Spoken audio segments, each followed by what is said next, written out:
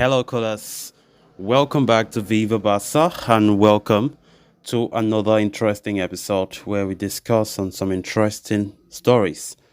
We are going to begin with LAMINE YAMAL, discussing about the player's prospects, of course, talking about the fact that he should be treated with caution. Barca, Xavi Hernandez, the manager, has to be considerate with LAMINE YAMAL. Why is it so? We are going to discuss more on that in this story. Then, secondly, talking about new signings. Joao Cancelo and Joao Felix, as Roberto Martinez claims Barca's new Portuguese duo are at the perfect level. So as we get right into it, please do ensure to subscribe, give the video a like, and please watch the video right up to the very end. Barca's famed La Masia Academy has always been the club's own crown jewel, and even in climates like the current one Barcelona find themselves in, the academy has been the saving grace. In times of dire financial distress and constant turbulence in the sporting project, La Masia has once more produced two gems for the fans to be excited about. After Fermin Lopez shone through in pre-season, it has been Lamine Yamal who has taken the spotlight with his immaculate technical ability and the confidence that has shaken up the first team dynamics.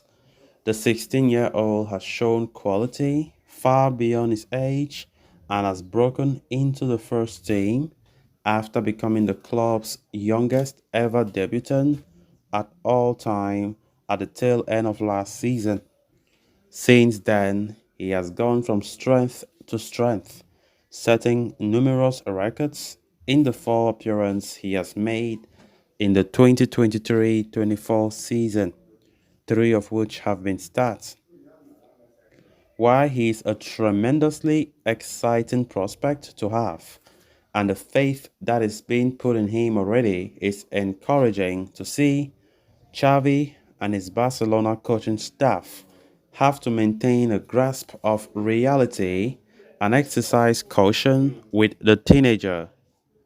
Top flight experience at 16 is extremely lucrative for any player, and if he is honed from this stage of his career, he will be set up for technical success without a shadow of doubt. However, the risk of exhaustion, overload, and subsequent injury are extremely important to consider when starting him week in, week out. Pedri served as a prime example of this very fact. After his breakthrough in 2020, the midfielder ended up playing 73 games over the course of the season, and the load on his body seems to have eventually caught up last season and even in this campaign, as he is now injured and potentially sidelined till mid-October. 16 years olds are still growing into their bodies, and the amount of load exerted on players who play is very high. It is recommended that top flight players get at least 72 hours to fully recover from demanding matches, such as the ones played in Europe's top 5 leagues. A number of Barcelona youngsters in the years past have also had growing pains as they fully develop physically, Alejandro Balde being the most recent example when he started breaking into the first team. Ansu Fati is yet another example of players who were used much higher than the normal rates in their formal or in their formative years. Although Fati's injury issues stemmed from the horrible tackle he suffered against Atletico Madrid a couple of years ago and the surgeries that followed, the intense and continuous load cannot have helped.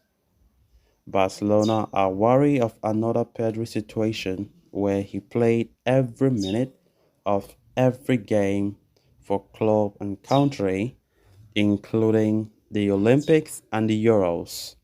a few of which also went to extra time. As such, it seemed as though Yamal is being spared from his duties at the Under 17 World Cup due to be held in Indonesia in November, which could mitigate a large chunk of his workload. It was reported earlier that Barca and the RFEF have reached an agreement in principle to exclude Yamal from the youth tournament to avoid overworking the Spaniard, while he misses out on a key formative experience in a young player's career. And although it seems like the decision stems from Barca's wish to preserve him more than anything, ultimately it is for the best. Yamal's ceiling seems non existent, and fellow players and coaches alike have heaped praise on him. But to ensure he carries on his current trajectory and becomes the star he is tipped to become, the Catalans must use him with caution.